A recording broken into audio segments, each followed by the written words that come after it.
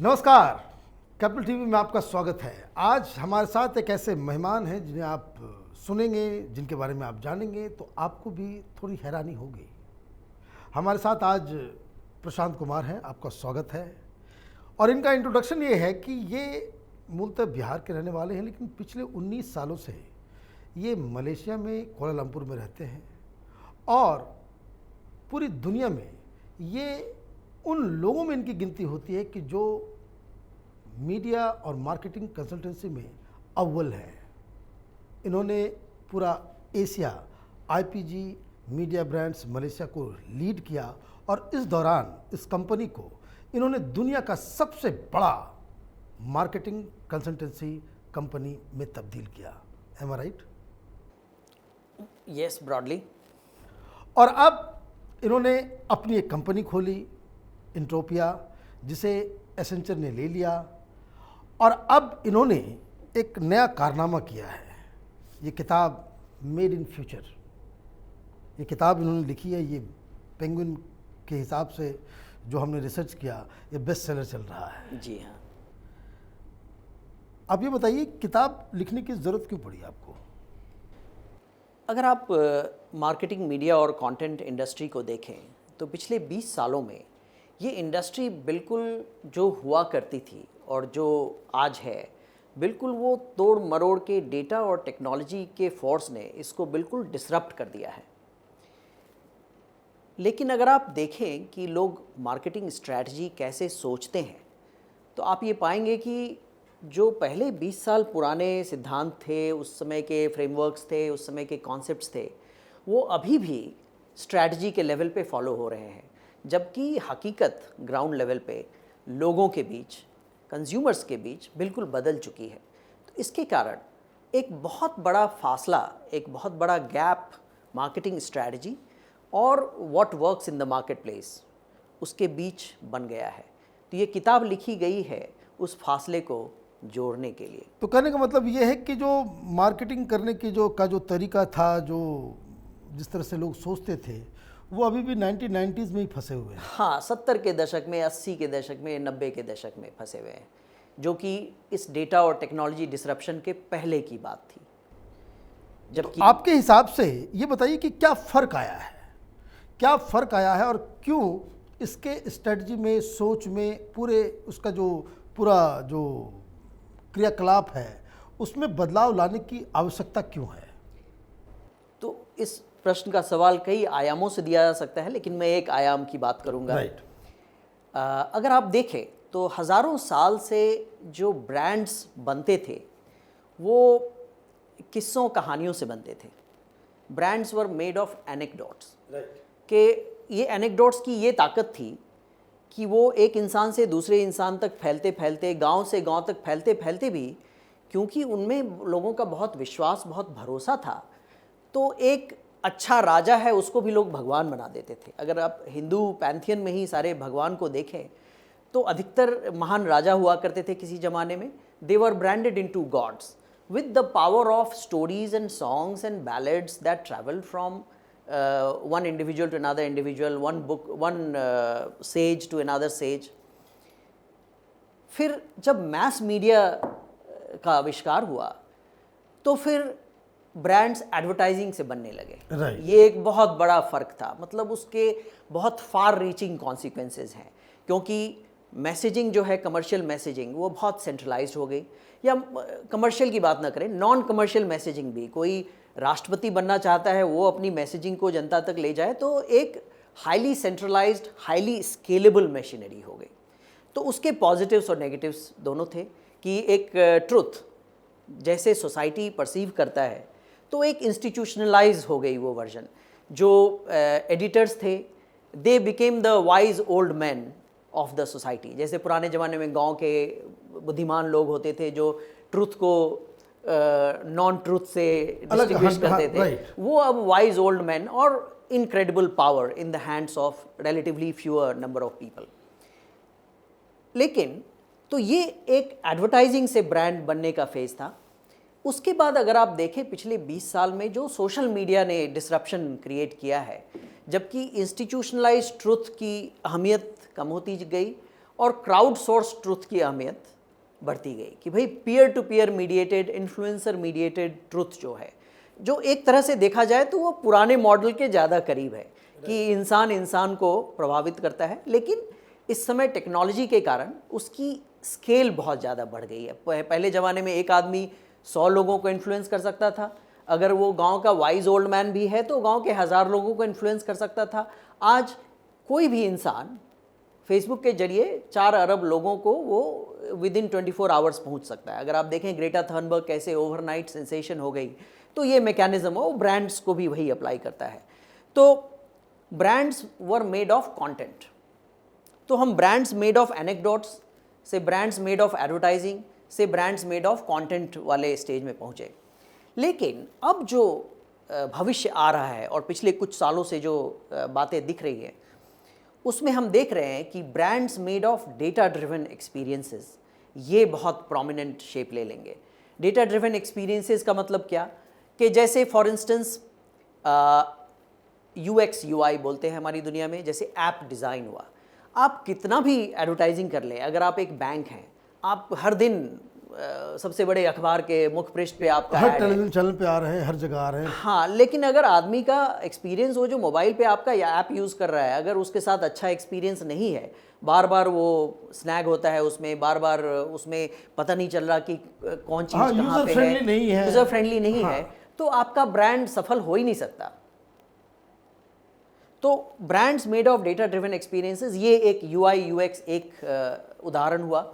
और भी कई तरीके हैं, जैसे कि आजकल augmented reality, virtual reality, metaverse का ज़माना आ गया है। ऑलरेडी दुनिया भर की कंपनी, चाहे माइक्रोसॉफ्ट हो, एनवीडिया हो, फेसबुक ऑफ कोर्स, इस फील्ड में फेसबुक काफ़ी नेतृत्व ले रहा है, उन्होंने तो अपनी पूरी कंपनी का ही नाम बदल के मेटा रख दिया। तो अभी आगे जो ब्रांड्स बनेंगे वो उस टेक्नोलॉजी से काफ़ी इम्पैक्टेड होंगे। ऑलरेडी अगर आप देखिए, लुई विटॉन है, बैलेंशियागा है, गुची है, इन सारे लोगों ने मेटावर्स में अपने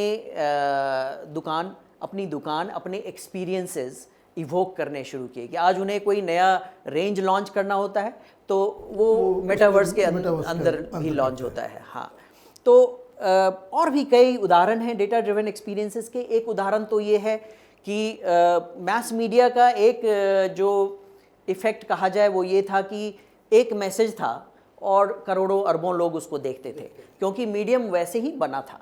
लेकिन अभी जो टेक्नोलॉजी और डेटा में ये शक्ति है कि हर इंसान को पर्सनलाइज्ड मैसेजिंग पहुंचाया जा सके, या हाईली माइक्रो टारगेटेड मैसेजिंग, और वो ऑटोमेटेड है, तो इसीलिए उसका कॉस्ट ऑफ पर्सनलाइजेशन या कॉस्ट ऑफ कस्टमाइजेशन उतना हाई नहीं है। तो ये फेज़ ऑलरेडी हम देख रहे हैं कई तौर पे। आप जो फेसबुक फीड देखते हैं वो मैं जो फेसबुक फीड देखता हूँ उससे अलग है, क्योंकि आर्टिफिशियल इंटेलिजेंस जो है वो हमारे लिए पर्सनलाइज कर रहा है उसको। तो मीडिया कंटेंट के हिसाब से तो वो ऑलरेडी हमारी दुनिया में है, नेटफ्लिक्स है, स्पॉटिफाई है, अगर जो अमेज़ॉन प्राइम है आप जो देखते हैं उसमें फीड्स वो सबकी अलग अलग होती है। तो ये जो डेटा ड्रिवन पर्सनलाइजेशन है वो ब्रांड बिल्डिंग का एक बहुत ही महत्वपूर्ण हिस्सा होने जा रहा है। बीटाज हैं, अब गूगल ही ले लीजिए, कई साल तक गूगल ने अपने ब्रांड को बिल्कुल कटिंग एज पे रखा, गूगल ग्लास के बारे में बात करके। ये गूगल को भी मालूम नहीं था कि गूगल ग्लास खरीदने वाले कितने लोग होंगे, लेकिन क्योंकि ये एक बड़ी प्रेरणादायक बात थी कि आदमी चश्मा पहनेगा और उसको ऑगमेंटेड रियलिटी टेक्नोलॉजी के थ्रू उसकी आंखों का एक अलग लेवल पे विस्तार हो रहा है। ये आंखों का विस्तार ही हुआ। हाँ। आंखों का पहला विस्तार हुआ जब इलेक्ट्रॉनिक मीडियम आई और टेलीविजन आया। ये आंखों का एक अलग लेवल पे विस्तार अलग लेवल पे। तो ये मैं एक्चुअली जो बोल रहा हूँ विस्तार की बात, ये मार्शल मैकलुहान की बहुत बड़ी थ्योरी है जिसके बारे में हम लोग बात कर सकते हैं अगर आप चाहें तो ये डेटा ड्रिवन एक्सपीरियंस अभी ब्रांड का जो भविष्य है सारे ब्रांड्स का, चाहे वो कमर्शियल ब्रांड्स हो या नॉन कमर्शियल ब्रांड्स हो, data driven experiences will be the central force of that brand future. अब ये बताइए, आपके इस किताब में मैं देख रहा था न्यू मीडिया और मीडिया के कंटेंट्स को लेकर के आपने एक चैप्टर लिखा है। जी हाँ। क्या है इसमें? तो बात ये हुई है कि देखिए, मार्शल मैकलुहान एक बहुत बड़े ज्ञानी आदमी थे कनाडा के। तो उन्होंने मीडिया की जो थेरीज डेवलप की थी वो आज भी बहुत ही वैलिड है और बहुत कम लोग उनकी बात समझ पाते हैं। तो उन्होंने ये बात कही थी टेलीविज़न के बारे में, ये बड़ी अच्छी बात कही थी। उन्होंने टेलीविज़न को कहा था कि टेलीविज़न का जो स्ट्रेंथ्स हैं, जो कैरेक्टरिस्टिक है, जो उस the fundamental characteristics of that medium is such that the medium is not designed to make you think. Medium is designed to make you feel and experience. So television is made up of fast moving stimuli और वो आज दिखता है। अगर आप कोई news channel ही देख लें तो इतनी तरह के स्टिमुलस उस एक स्क्रीन पे, क्योंकि उसका मकसद ये है कि आपके दिमाग को उस स्टिमुलस से ऐसे भर दिया जाए कि आप एकदम मंत्र मुग्ध होकर के उससे आँख ही ना हटा पाए। आपका ब्रेन डिसएंगेज्ड है, आप एक्चुअली एक डेज में हैं, लेकिन वो पूरी तरह से आप उससे सम्मोहित हैं और अटकी हुई है आँखें आपकी। वो रिमोट उठा के बदलना है, वो चीज़ आपका दिमाग जो है ऑलरेडी वो उसमें बिल्कुल हिप्नोटाइज हो चुका है। हाँ। तो टेलीविज़न, ये बात उसने 70 के ही दशक में कही थी। उस समय में टेलीविज़न की हालत नहीं थी, क्योंकि जब टेलीविज़न नया नया आया, देखिए कोई भी नया मीडियम आता है तो वो पुराने मीडियम से सीखता है। तो जब पहली बार रेडियो आया तो वो अखबार की तरह उसमें पढ़ते थे न्यूज़। जब पहली बार टीवी आया तो वो अखबार और रेडियो से सीख के उस हिसाब से बात हुई। तो उसमें भी संपादक बने, वो बड़े सीरियस लोग थे, वो काफ़ी चीज़ें देखते थे कि कैसे करना है नहीं करना। तो वो न्यूज़ भी पढ़ते थे वैसे जैसे कि अखबार में लिखते हो, थोड़ा छोटा ऑल इंडिया रेडियो में जिस तरीके से पढ़ते थे लोग। लेकिन पिछले 30 साल में दुनिया भर में, सिर्फ भारत में ही नहीं, दुनिया भर में अगर आप देखिए तो टेलीविज़न न्यूज़ अब न्यूज़ नहीं रहा, वो न्यूज़ ड्रामा हो गया। और वो न्यूज़ ड्रामा इसीलिए है कि वो एक प्राकृतिक चीज़ होनी ही थी, क्योंकि वो मीडियम बना ही है ड्रामा के लिए। It's a deeply emotional medium. तो और मैं अब कई सारे इंडिया में न्यूज़ एंकर्स हैं जो कि उनके बारे में भी, इसके बारे में बातें हैं कि कैसे वो उन्होंने उस मीडियम के कोर कैरेक्टरिस्टिक को मैक्सिमल लीवरेज किया।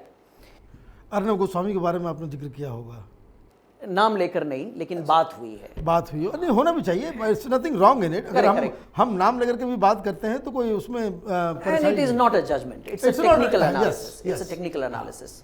तो नटशेल यही है कि वो न्यूज़ नहीं, न्यूज़ ड्रामा है। हाँ, तो ये भी हकीकत हमें मानना पड़ेगा कि भाई लोग देखते हैं, ऐसा नहीं है कि बिल्कुल कि लोग उसको रिजेक्ट करते हैं या वो उसको बहुत ही लोग पसंद करते हैं और लोग उसके पीछे जो है वो उसको कह सकते हैं फैन फॉलोइंग की तरह उसको देखते हैं। बिल्कुल। और लोग क्यों ऐसा करते हैं उसके बारे में भी किताब में काफ़ी जिक्र है कि ऐसा क्या उनका नीड गैप है, एक अनमेट नीड स्टेट है जो वो न्यूज़ ड्रामा फुलफिल करता है।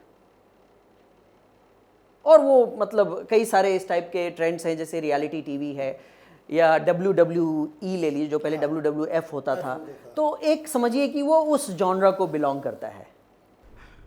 न्यूज़ कंटेंट जो है, अब आप कैसे फोर्सी देखते हैं कि भाई आगे आने वाले समय में क्या ये ड्रामा ये चलता रहेगा या फिर यू आर सेइंग कि अब कोई और नया नीड दर्शकों का होने वाला तो है? ये सोशल मीडिया उसकी अगली पीढ़ी लेके आया कि भाई ये सच को manufacturing truth, and I am not saying it in a cynical way, truth has always been subjective, and if you talk about where the real truth lives, if at all there is a construct that can be called real, well, we don't know where it lives, but we know that the closest place is middle. Right. Truth is rarely in the extremes, truth is in the middle. The problem with the middle is always boring. Right? Right. तो ये social media के जो codes लिखते हैं, उन लोगों ने इस बात को समझा कि भाई truth is in the middle but the middle is boring. तो फिर उस पर लाइक नहीं करेंगे लोग कमेंट नहीं करेंगे, लोग उसको लव नहीं करेंगे, लोग बार बार उसको देखेंगे नहीं, शेयर नहीं करेंगे, तो फिर तो उनके व्यूज़ नहीं आएंगे, फिर उनका रेवेन्यू नहीं आएगा। तो algorithm has been maximised to promote the extremes. Now there are fundamental implications of this for manufacturing of the truth. अभी पहले देखिए अखबार में या even TV normal news channels में एडिटर बैठा होता है, एडिटर का एक मतलब एक कॉन्सेप्ट है ओवरटर्न विंडोज़ का, कि भाई ओवरटर्न विंडो होता है कि किसी भी मुद्दे पे range of acceptable opinions by the society, कि उसके बाहर है मतलब वो अनएक्सेप्टेबल है। कि भाई अब दिल्ली के किसी मॉल में कोई लड़की जीन्स पहन के जा रही है, वो एक्सेप्टेबल जोन में है, लेकिन शायद वो हॉट पैंट्स में जाए तो to some extent depending on the mall वो भी चलेगा, लेकिन अगर बिकिनी में जाने लगे तो कोई मतलब that's unacceptable, right? That's outside the overturn window. That may not be true for a mall in Florida for instance. तो ये social media algorithms are designed to make extremities look like mainstream,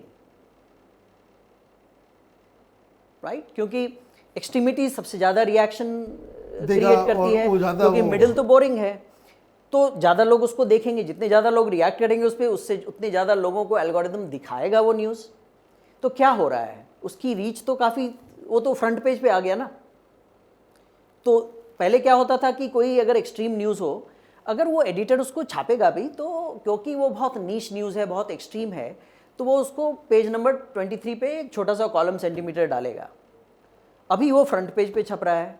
तो समाज में जो लोग normal हैं, जो media के इस डायनेमिक्स को पूरी तरह से जिन्होंने इंटरनलाइज नहीं किया है, उनको लग रहा है कि एक्सट्रीम्स आर मेन स्ट्रीम, वही ट्रुथ है, वही ट्रुथ है। और उससे क्या हो रहा है कि जो लोग बीच में थे वो भी पोलराइज हो रहे हैं।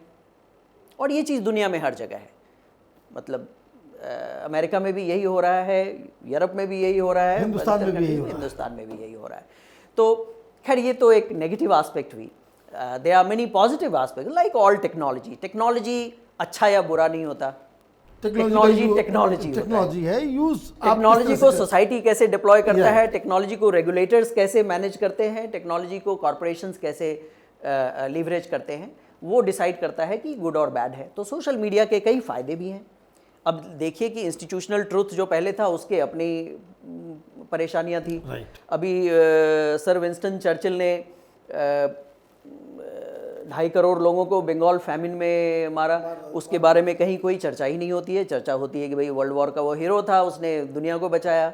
सोशल मीडिया के आने के बाद इसकी चर्चा होती है, कुछ लोग करते हैं, हाँ, जिनको याद है वो सब चीज़ें, जो थोड़ा पढ़ते हैं, हाँ बिल्कुल। तो अब सवाल है कि वो तो चर्चिल ने खुद ही कहा था कि history will be kind to us because we will write it. तो in other words he was dialing the biases that institutionalized truth brought which were systemic biases. तो सोशल मीडिया में कम से कम है कि truth is not institutional, truth is crowdsourced and you have a counter point of view also. But there is a scope for that. But the one who wins is the one who is able to dial the extremities better.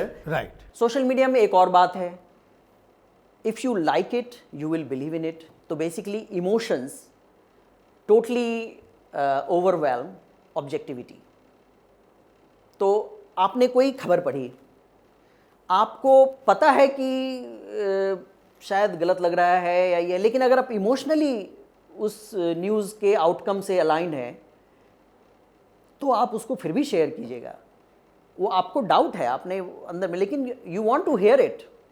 So it, वो जो psychology में है कि confirmatory validation, so you believe what you like.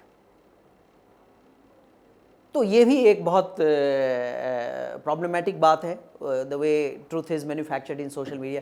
तो ये भी एक बहुत character, there are many other many aspects, I mean there is a whole chapter on that. जैसे कि public always feels worse than it is but private always feels better than it is. क्योंकि private life में लोग जैसे holiday के लिए जाते हैं यूरोप, तो उसकी सारी फ़ोटोज़ डाल देते हैं। कोई ये थोड़ी डालता कि बैठ के बोर हो रहे हैं या ऐसे फुंसी हो गई है, बहुत कष्ट है, नहीं। तो हमेशा अच्छी चीज़ें डालते हैं लोग अपनी प्राइवेट लाइफ के बारे में। तो इसलिए प्राइवेट लाइफ लोगों की हमेशा अच्छी लगती है सबको।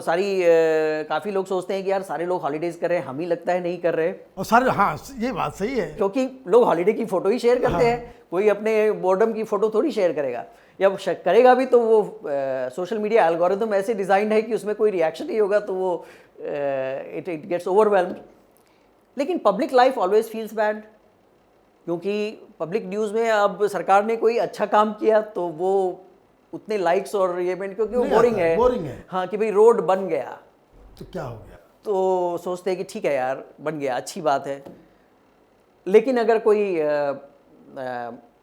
नेगेटिव बात हुई कि कहीं ऐसे दंगा हो गया या कहीं किसी ने कोई बड़ी एक्सट्रीम नेगेटिव, तो वो बात बहुत तेज़ी से फैलती है। तो public life always feels worse but private life always feels better. तो ये ऐसे कई सारे डिस्टॉर्शंस हैं। और I think at somewhere in the book I have mentioned कि अगर इन सबों के बीच से हमें truth will always be personal, right? Your truth is different than my truth. But if I want to glean my truth, then I have to be able to wear that correction lens. मतलब चश्मा पहनते हैं ना कि अगर आँख को ख़राब दिखता हो तो चश्मा पहनते हैं उसको सही करने के लिए, करेक्ट करने के लिए। तो वो करेक्शन लेंस जो है, it's a very important part of societal awareness that we need to drive in. क्योंकि मीडिया को जो फ्रीडम, जो पावर दिया गया था, वो इस मद्देनज़र दिया गया था कि प्रजातंत्र में एक बहुत इम्पॉर्टेंट रोल है मीडिया का। लेकिन अभी वो पावर तो अभी भी है, लेकिन वो स्पिरिट खत्म हो गया है, स्पिरिट खत्म हो गया है। तो ये एक बहुत खतरे की बात है। Liberal democracies are under certain level of danger because of this. देखिए, वो डेमोक्रेसी का डेवलपमेंट, इट ऑल से समय के साथ सब चीज़ में तब्दीलियाँ होती हैं। जी हाँ। तो जो मॉडर्न वर्ल्ड में जो ethos, mediums, institutions that needs to be change with the post modern world, post industrial society की डिमांड्स अलग होंगी। और मुझे लगता है कि जिस तरह की बातें आपने की, बहुत सारी चीज़ें, नई चीज़ आपसे मुझे सीखने को मिली। और तो और कि फ्यूचर मीडिया का क्या होगा, मार्केटिंग का क्या होगा, जिस झरोखे से आप इस पूरे चीज़ को देख रहे हैं, बहुत ही इंटरेस्टिंग है। आपको बहुत बहुत मुबारकबाद इस किताब को लिखने के लिए। और मुझे ये बताइए, इसका पब्लिक मार्केट रिस्पांस किस तरह का आ रहा है? अभी तक तो बहुत ही अच्छा। मतलब हम लोगों ने एक्चुअली 16 मई को ये लॉन्च हुआ है इंडिया में, सारे बुक शॉप्स में और अमेज़ॉन पे करेंट हुआ। प्री ऑर्डर्स 3 सप्ताह पहले शुरू हो चुके थे। पहले वीक से ही, मतलब -3 वीक से ही ये बेस्ट सेलर लिस्ट में रहा है।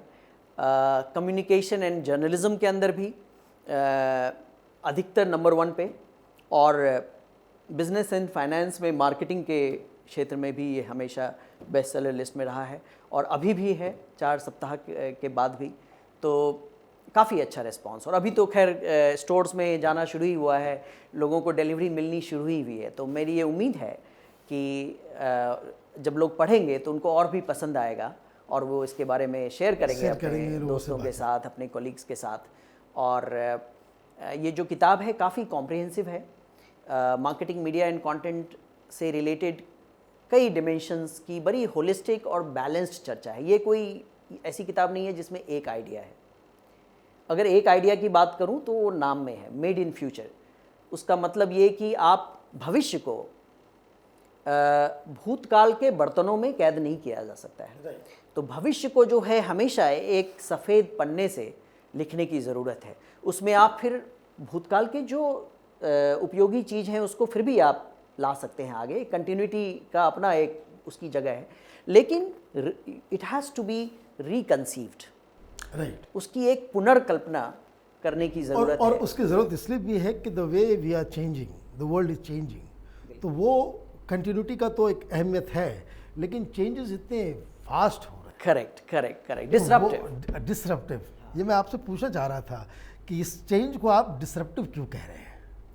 क्योंकि जो पुराने आयामों पे हम इन सामाजिक फिनोमिनन को तौलते थे और एसेस करते थे, तो वो आयाम ही बदल गए हैं।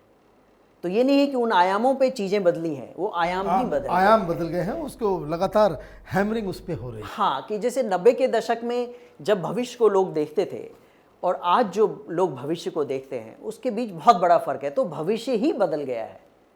ये सिर्फ वर्तमान भविष्य में नहीं जा रहा है, भविष्य का ही आकार बदल गया है, क्योंकि ऐसी टेक्नोलॉजी आ गई हैं जो लोगों ने पहले उसकी कल्पना नहीं की थी। आपका बहुत बहुत धन्यवाद। आप अच्छा लिखते तो हैं, अच्छा बोलते भी हैं, और मुझे उम्मीद है कि आपको ये इंटरव्यू पसंद आया होगा। हम प्रशांत जी से आगे भी अलग अलग चीज़ों के ऊपर बातचीत करते रहेंगे। अभी तो मौका सिर्फ किताब पे बात करने का था, अदरवाइज़ इनके पास बहुत सारी जानकारियाँ, बहुत सारी चीज़ें हमें और हमारे दर्शकों को सीखने को मिलेगी। आप भी इस किताब को चाहें तो आप ये खरीद सकते हैं। खरीद अमेज़ॉन सकते हैं। इंडिया में हर जगह है। अमेज़ॉन पे ऑनलाइन भी ले सकते हैं और बुक स्टोर्स किताबों में की भी, दुकानों में भी भी जी। ले सकते हैं। अगर ये वीडियो पसंद आया तो आप इसे लाइक करें, शेयर करें और हमारे चैनल को सब्सक्राइब करें। धन्यवाद।